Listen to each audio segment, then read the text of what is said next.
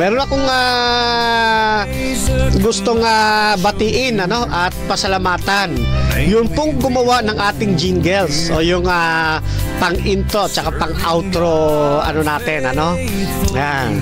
Maganda yung lyrics, kaya pinasalamatan ko ng gusto ang kapatid na Gerson Lindio.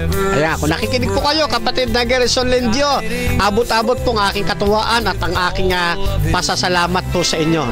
Bagamat tayo ay binabagyo sa Facebook, pero merong Gerson Lindio na gumawa ng napakagandang jingles. Jingles ba tawag doon? Basta yung ginamit ko ngayon sa pang-intro. At yan din gagamitin natin sound na yan, music na yan sa ating pong outro. Ayan.